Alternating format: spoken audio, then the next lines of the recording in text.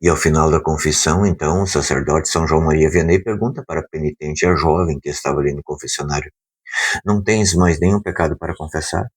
A jovem então disse: não, senhor padre, que eu lembre, não.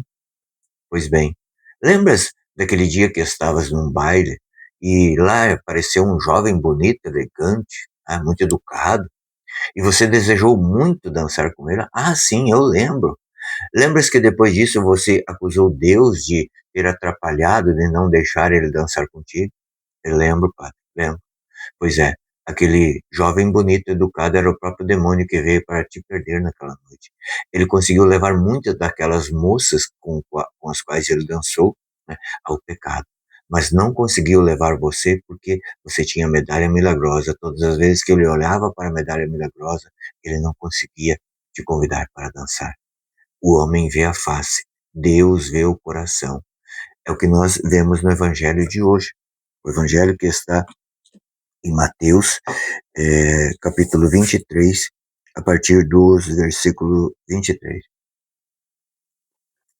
Jesus aqui vai mostrar para os fariseus o quanto eles estão errados. Veja, diz a palavra: ai de vós, escribas e fariseus, hipócritas, pagais o dízimo da hortelã, do endro e do cominho, e desprezais os preceitos mais importantes da lei, a justiça, a misericórdia e a fidelidade. Eis que era preciso praticar em primeiro lugar, sem contudo deixar o restante. Guias cegos, filtrais um mosquito e engolis um camelo. Ai de vós, escribas e fariseus, hipócritas, limpais por fora o copo e o prato, e por dentro estáis cheio de roubo e intemperança. Fariseus cego, limpa primeiro o interior do copo e do prato, para que também o que está por fora fique limpo. Essa é a advertência de Jesus aos fariseus, aos doutores da lei. Por quê? No Antigo Testamento, nós vemos que das 12 tribos de Israel, a tribo mais pequena, que era a tribo de Benjamim, ela foi encarregada de cuidar das coisas do templo, né? De todo ali o culto, o templo em si, limpar o templo, cuidar dos vasilhames, todo o procedimento ali das ofertas que se faziam ali.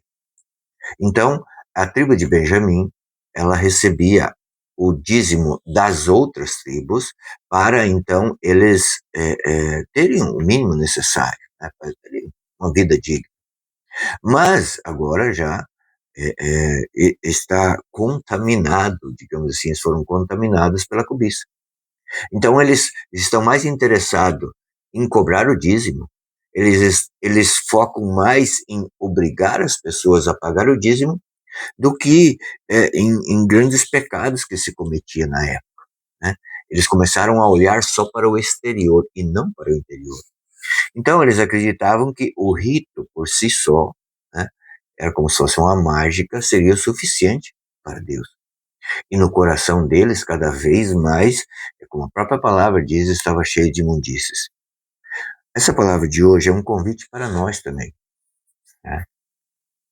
Nós, católicos, sabemos que nós temos a obrigação de ir à missa aos domingos. Nós temos a obrigação de confessar pelo menos uma vez por ano, de comungar ao menos na Páscoa da Ressurreição. Mas isso é o salário mínimo, né? Isso é o salário mínimo. A diferença é aquele que ama. Um coração que ama, é claro que ele vai ter uma aparência externa também, refletindo o que está no seu interior. Porque de nada adianta ter uma aparência externa muito piedosa, muito bonita, mas com um coração, como fala a palavra, que cheio de imundícias, né? É preciso que os nossos olhos sejam a janela da nossa alma e que a nossa alma, em primeiro lugar, esteja, sim, purificada, para daí expressarmos, né, externamente o que existe no nosso coração. É o que o Senhor nos pede hoje, para buscar acima de tudo ter um coração puro, um coração que ama a Deus em primeiro lugar. E como dizia Santo Agostinho, ama e faz o que quiseres. Deus te abençoe.